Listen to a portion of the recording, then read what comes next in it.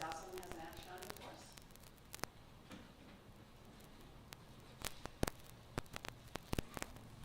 I'm going to give the oath of office to the two members who have moved up.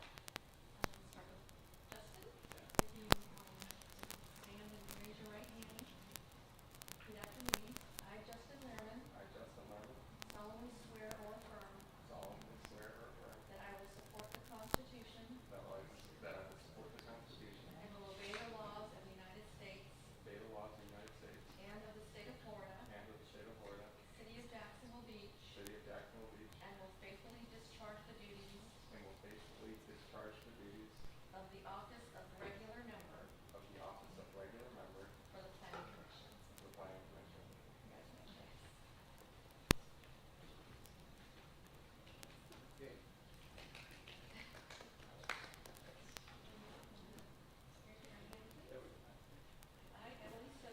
I, Emily Stouffer, solemnly swear or affirm that I will support the Constitution and will obey the laws of the United States and of the state of Florida, city of Jacksonville Beach, and will faithfully discharge the duties of the office of first alternate for the Planning Commission.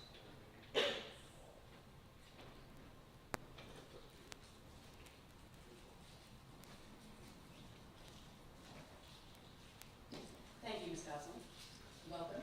Congratulations. May we have roll call, please? David Dahl. Here. Margaret Murray. Here. Greg Sutton. Here. Colleen White. Justin Lehrman. Here. Emily Stouffer. May we consider the minutes from the Planning Commission meeting held on May 9th, 2022? Any comments on the minutes? Or do I have a motion? I make a motion to accept. Sorry, Ms. White, just one comment I had that looked inconsistent. This is for the May 9th meeting, correct? Correct. I wasn't here, but just reading through it, I believe Mr. Dahl was absent, or was he here? Okay. This is, okay, got it. I got it. We have a We have a motion motion. for approval. Second.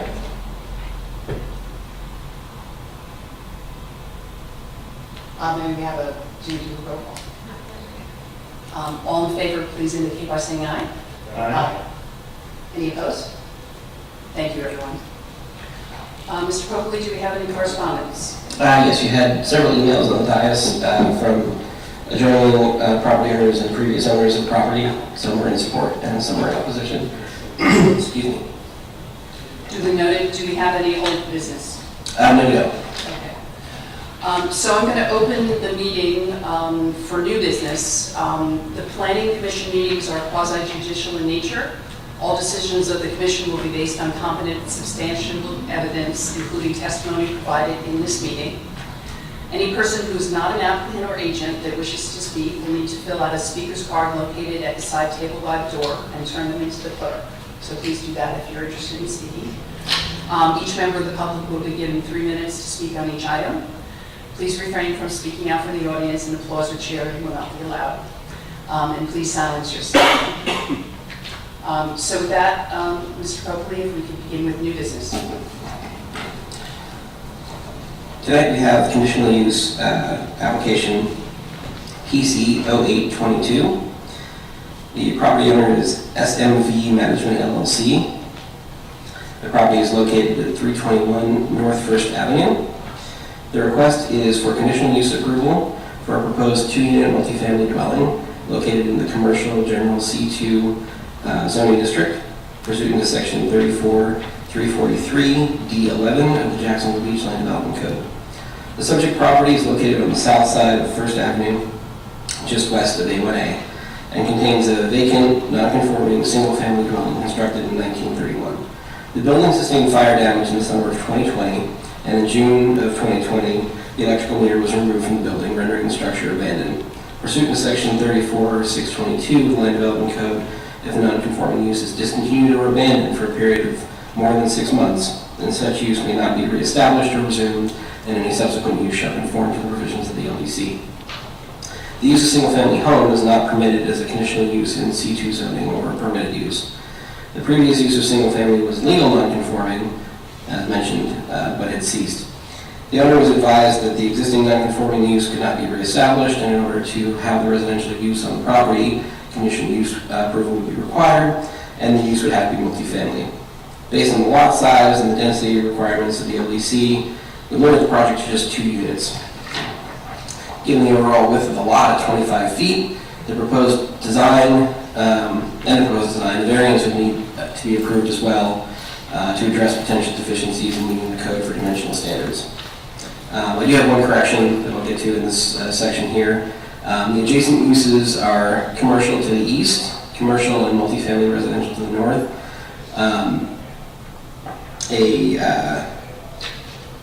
There's not a single family immediately attached to the west, and then a financial institution to the south. So the immediate adjacent property to the west is a residential structure, but it was converted to commercial a number of years ago. It is not conforming in its layout. It doesn't meet current parking or setback requirements, but it's legal nonconformity. But it is not single family. That was a mistake in the report.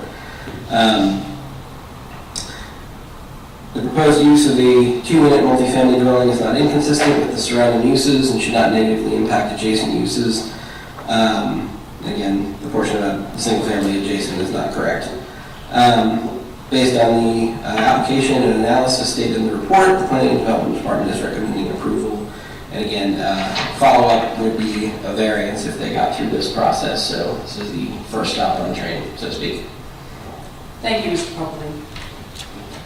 As a reminder, each member of the public will be given 3 minutes to speak when we open the public hearing. First, I'm going to begin by saying, does any board member have an ex parte communication to disclose? And I do have to say that I do. I received an email from Heath Aldridge at 10:45 a.m. on Wednesday, May 18th. So included in our materials is another email, but this is subsequent to that. And this kind of discloses that the most immediate use to the west is not a single-family home, but it's a commercial business. So Mr. Oakley already made that point, but I did want to disclose that I did have that ex parte communication. Any other ex parte disclosures from commission members? Okay, thank you. Would the applicant please come forward to be sworn in and give the presentation? Thank you, sir. Hi, my name is Partha Excuse Shukil. me, I'm gonna have swear you in. Okay. You raise your right hand and please state your name and your address for the record. Partha Shukil, 10150 Dollar Boulevard, Jacksonville 32256. Do you swear or affirm that the testimony you are about to give in this matter is the truth, the whole truth, and nothing but the truth, so help you God? Thank you. Okay. All right, it's been a long time since I've been to public hearing in speaker form, so this will be kind of trial run for me. We'll see how that goes before we ever get to the next one. So we are proposing conditional use on the existing structures. Chris mentioned that there's an existing residential building which has a fire damage and there is nothing we can do with it. The lot is only 25 feet wide, so the next best use, which is going to be least intensive in that area, is going to be 2-unit multifamily structure. That's what we are proposing. We have submitted a site plan along with our application. I'm not sure if Planning Commission has a copy of those. Yes. You do? Okay. So we are proposing 2 units, 2-story building. We got 4 parking spots, which is required as per the current code that each unit has to have 2 parking, so we have 4 parking spots. Most of the neighbors around us have been supportive. We have a letter from the lady across the street who is not opposed to this, what we are trying to do. I have talked to some of the other neighbors. They would like to have this building gone and rebuild to something nicer. Reached out to White Star Bank, and their manager has told us that they would like to see something which is better than what it is right now as well. I don't have a long presentation. I'm open to any questions Planning Commission may have. My fellow commissioners, do you have any questions for me of the applicant?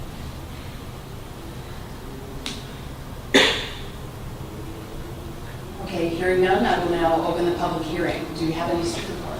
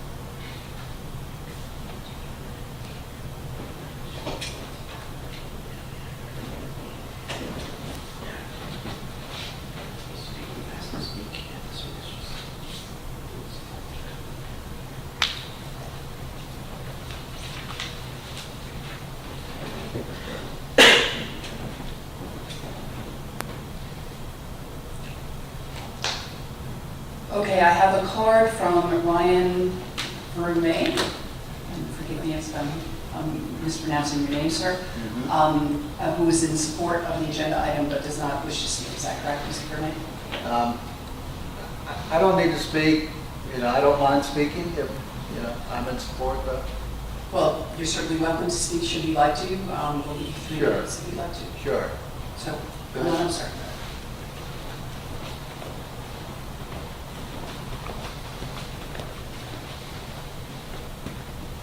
Swear me in, or? You're okay. Okay, so, I'd just like to show my support. This building has been falling down over here for a couple of years now, maybe.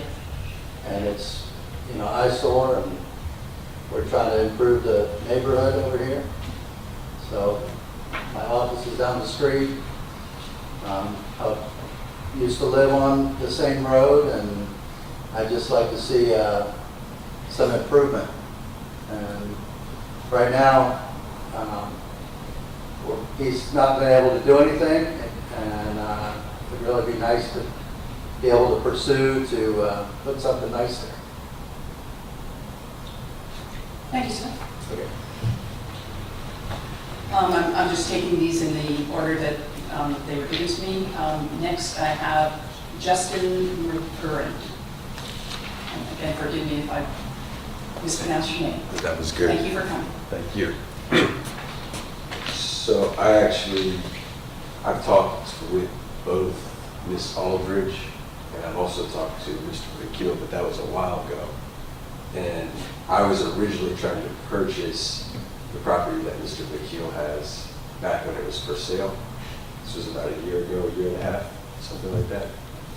And I was actually talking to Mr. McKeel about purchasing the property, and we got to the point where I made an offer and we were about to do something, and then he let me know that the building had the fire damage and it can't be used and all that, so that changed my approach, and I stopped here at City Council or Planning Commission, talked with some people here, and Christian, which I don't think he's here today, I'm not sure. Christian. Okay, Christian.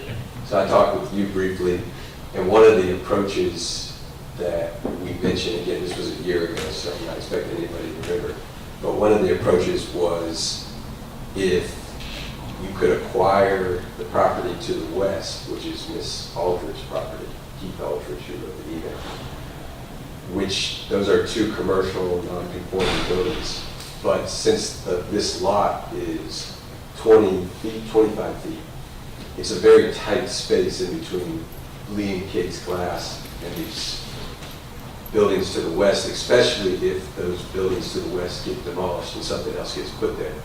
So I think the solution that I'm recommending, but I'm not trying to hold up anyone, I'm kind of in the middle.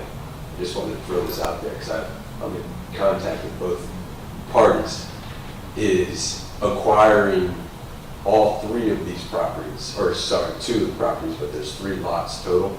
So those properties to the west, there's 2 lots. So the idea would be to acquire Mr. McKeel's property as well as the lots to the west and create a structure that fits the use that's in agreement with everybody. So it's not trying to squeeze something in, and it's not trying to, do something over the top. So I think Ms. Aldridge's point was the building that's being proposed, it doesn't show Lee and Kate's glass on the other property. And if you really look at that space, it's a really tight squeeze to put anything there, especially with parking spaces. You got people lined up behind each other. So I talked with her over the weekend. So I just wanted to throw that 2 cents out there, that she's open to the idea of selling her property, and if Mr. McKeel was open to the idea, so that it doesn't have to be this non-conforming tight squeeze use, and we actually develop a property together on those 3 lots, that's a solution. So I just want to throw that out there. Thank you. Thank you, sir.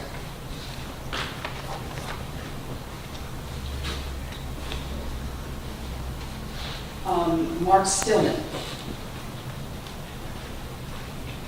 Hello. Hi, I'm the property owner at 228 3rd Street North, and also the business owner, which is Green Room Brewing. And we would love to see something happen with that property, no matter what it is, because there's a lot of homeless activity in the area that spills over to where we're at, and then we have to deal with that basically pretty much on a daily basis. So we'd love to see something happen with this property. And obviously, you guys already know it's an eyesore. And then for us, we get the daily, traffic that comes through there, it's a nuisance. So I'm supportive of seeing something happen with that property. That's really it. Thank you, sir. Yeah, sure. Is there anyone in the audience who's not filled out a speaker's card? I think I see perhaps someone that may be doing that. So if you would like to speak, you may do so now, and then just fill out a speaker's card before you leave. Or go ahead and do it. Yeah. Hear from you. You could just wait until they bring it.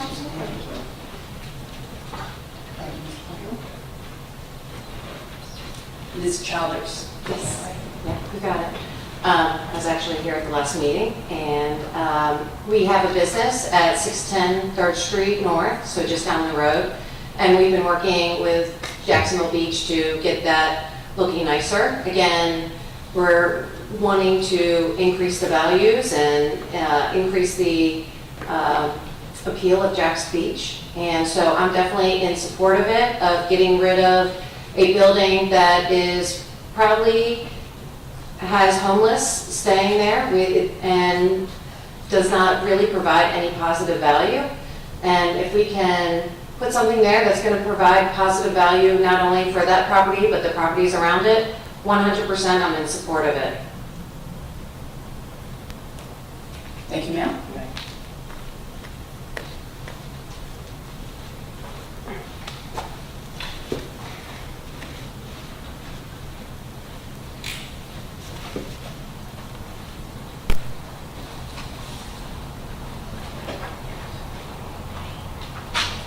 Good evening. My name is Zane. I own the property 331 First Avenue North, which is the caffeinated gas. That's close to 312 First Avenue North. I'd love to see that property, just do something really nice with it. I'd like it to stay commercial zoning. I feel like this whole avenue is being all commercial, so I'd love to see it as a commercial property being developed with a nice business in there. That, increases all the all the flow to that avenue, and it's so close to 3rd Street and all the other businesses. So I'd love to see it as a commercial property. Thank you. Thank you, sir. Is there anyone else who would like to address us?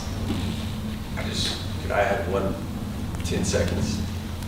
Sorry. So one of the solutions I'm hearing a lot is everybody saying that they want it to look better.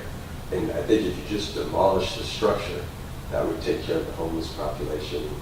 It would blend in with the area because there's still these non-conforming old places to the west. So that's also another solution. Short term is just demolish the structure and then think about the other possible solutions. Thank you, sir. Does anyone else in the audience care to address the commission? Commissioners, do you have any questions of folks who have address this? Hearing none, I'll close the public hearing and bring the item back to the board for discussion. I have a question for you. So I just want to know why last time, just remind me, we rejected it, because I know you guys gave a recommendation. I can't remember what the recommendation was. Do you know what the recommendation was last time, and why did you guys accept it this time? Okay, so last time actually we weren't giving recommendations, we were just giving information. Yes. This is actually something Heather and I have changed since I've been here. The concerns I recall last time had to do with the original design didn't account for 4 parking spaces. There was some concern about parking backing up into the street or using the right of way. And so they've addressed that with the double stack parking here, which is allowed for residential uses. And otherwise, it is one of the least intensive uses you could do on this property. So there's really nothing that we felt would warrant recommending denial on it. Then my other question is, I guess the next stop on the train is looking at the setbacks and things like that, you said, right? Yes. So that's not, we're not looking at that at all, right? Like, that's not in our scope. No, so the Board of Adjustment handles any relief from dimensional standards. You guys are simply looking at the use, and whether the use is appropriate in this location. Perfect.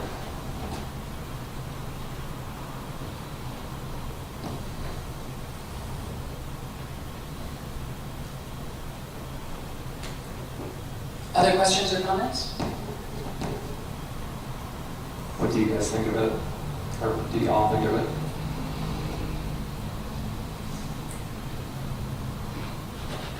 Do I have a motion? Just a question for the applicant. Was there anything you wanted to address that you've heard from the public? Or I'd like if there's to- not, you don't have to. But I'd like to take a quick moment and address the Okay. comment which was made earlier about purchasing somebody else's property. My understanding is this is a forum for a public hearing, not a land acquisition. Instead, where you apply for the land, where you try to get a land out of somebody else. I own my property, I only have a right to my property, how it gets built. I have no control of what my neighbor's property gets built as. So I would like the planning commission to consider the previous comment which were made about acquisition of the properties. Any other questions I can answer, I would be happy to do that. But we have tried to do everything we can to make the use which is least intensive and confines to what the standards are. thanks. Thank you.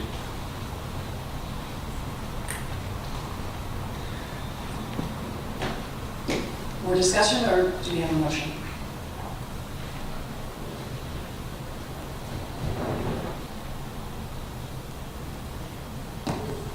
Make a motion to approve.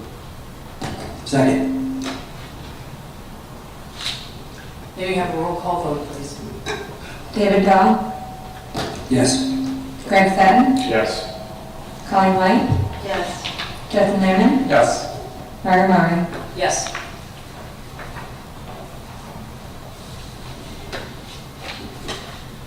Thank you very much. So it's approved. We have a planning department report. Yeah, I have some interesting news. It actually just happened at the council briefing tonight. Some of you haven't been here and haven't heard, but we have selected a contractor or a consultant for the land development code and comp plan update.